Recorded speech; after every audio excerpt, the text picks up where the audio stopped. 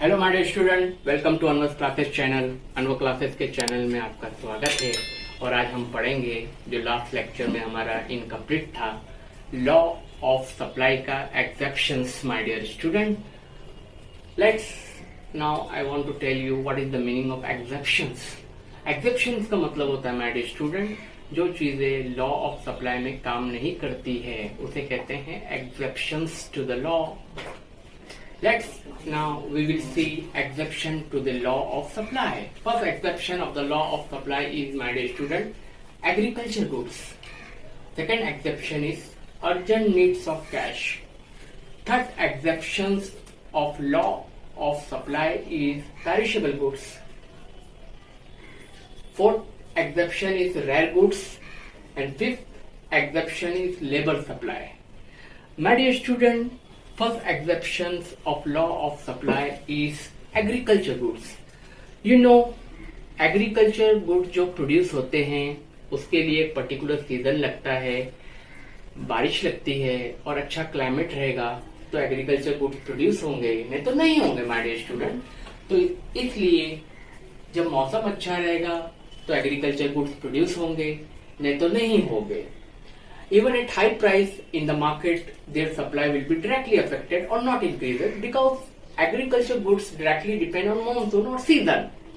तो my dear student, हम कह सकते हैं कि law of supply is not operate in the case of agriculture goods, और agriculture goods में law of supply काम नहीं करता, क्योंकि अगर अच्छा मौसम होगा तो ही प्रोडक्शन होगी, नहीं तो नहीं होगी।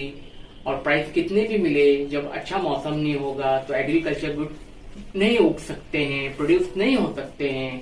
इसलिए हम कहते हैं the law of supply is not applicable in the case of agriculture goods. Okay my dear student, let second point is urgent needs of cash. Suppose मैं सप्लायर हूँ, मैं अम्ब्रेला सप्लाई करता हूँ और मुझे बहुत पैसे की जरूरत है, तो इवन एट लो प्राइस पे भी मैं मुझे बेच दूंगा उसे मैं, बिकॉज आई नीड कैश। तो हम कह सकते हैं my dear student, the law of supply is not applicable in the case of cash needs when seller needs more money और urgent requirement of cash, he will sell his product even at low prices. So my dear student, the law of supply is not applicable in the case of need of cash. Let's come to the third point of my dear student, perishable goods. Perishable goods are those goods, my dear student, which we cannot keep for long period of time. ऐसे goods जो जल्दी खराब हो जाते हैं, सड़ जाते हैं, such as vegetable, meat, milk, etc. We cannot store it for long period of time. तो even at low price, supplier को इसे बेचना भी पड़ सकता है, उसे मार्केट में बेचना पड़ेगा कम कीमत पर भी, कि उसे लगता है कि अगर वो सड़ जाएंगे तो उसका नुकसान हो जाएगा। सपोज मैं वेजिटेबल सेलर हूँ, मेरे पास 5 पालक की भाजी है या मेरे पास कोई और वेजिटेबल्स है और अभी मुझे लगता है कि ये कल तक रखूंगा तो खराब हो जाएंगे, तो मैं फटाफट सुबह में 50 रुपए में बेचा हूँ, अभी 10 रुपए में भी बेच दूंगा, बिकॉज अगर नहीं बेचूंगा तो मेरा नुकसान हो जाएगा माय डियर स्टूडेंट। तो हम कहते हैं कि पेरिशेबल गुड्स में रेट, अगर प्राइस बढ़ेगा, हम वेट नहीं कर सकते कि प्राइस बढ़ेगा तो ही मैं सप्लाई करूंगा, इवन एट लो प्राइस पे भी हम माल को सप्लाई कर देंगे क्योंकि मुझे डर है कि वो खराब हो जाएगा। तो हम कहते हैं my dear student, the law of supply is not applicable in the case of perishable goods. My dear student, अपना थर्ड पॉइंट है हमारा रेयर गुड्स और आर्टिकल्स। माय डियर स्टूडेंट, कुछ गुड्स ऐसे होते हैं जो बहुत स्कैर्स है या जिनकी सप्लाई बहुत कम है, उनका रेट बढ़ने पे भी उनकी सप्लाई नहीं बढ़ सकती। सपोज एग्जाम्पल, अगर देख लो कोई बादशाह का, कोई किंग का कोई चीज रखी हुई है और गवर्नमेंट उसको ऑक्शन कर रही है 50 करोड़ में, 100 करोड़ में। जैसे शिवाजी महाराज का कोई चीज रखा हुआ है और मुझे ऑक्शन करना है उसे, गवर्नमेंट ऑक्शन कर रही है कोई चीज, तो वो ज्यादा रेट मिल रहा है लेकिन वो एक ही है, उसकी क्वांटिटी एक ही है लेकिन रेट ज्यादा मिल रहा है, प्राइस ज्यादा मिल रहा है, लेकिन सप्लाई नहीं बढ़ेगी क्योंकि वो रेयर गुड्स है, रेयर आर्टिकल्स है। तो माय डियर स्टूडेंट हम कहते हैं कि law of supply will not be hold true और applicable in the case of rare goods और कमोडिटी.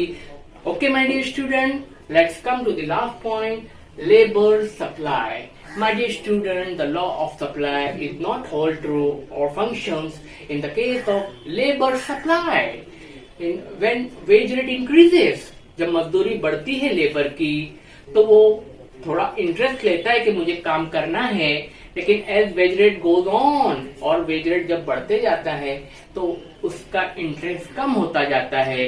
वो सोचता है मुझे तो मजदूरी उतनी मिल रही है और ज्यादा मिल रही है तो मैं ऐसा करता हूँ कि काम कम करूंगा और मजदूरी तो मुझे पहले के मुकाबले as compare to previous I am getting more.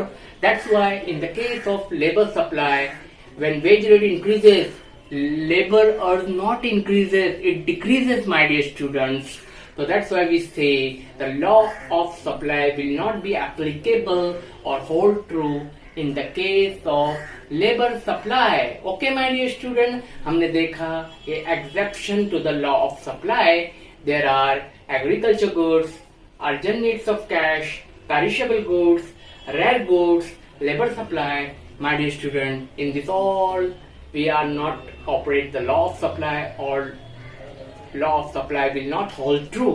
Okay my dear student, अब ये हमारा खत्म होता है. यहाँ हमने लॉ ऑफ सप्लाई को खत्म कर दिया my dear student. Very important question है my dear student, इसको याद कर लेना, बहुत इंपॉर्टेंट है. Every year it arise in the examination, आता है ये और मुझे उम्मीद है कि आप याद कर लोगे और पुराने भी क्वेश्चन जो मैंने पढ़ाए हैं उसे याद करना सब इंपॉर्टेंट है, बहुत इंपॉर्टेंट क्वेश्चन है और मुझे उम्मीद है ये आप याद कर लोगे. Thank you.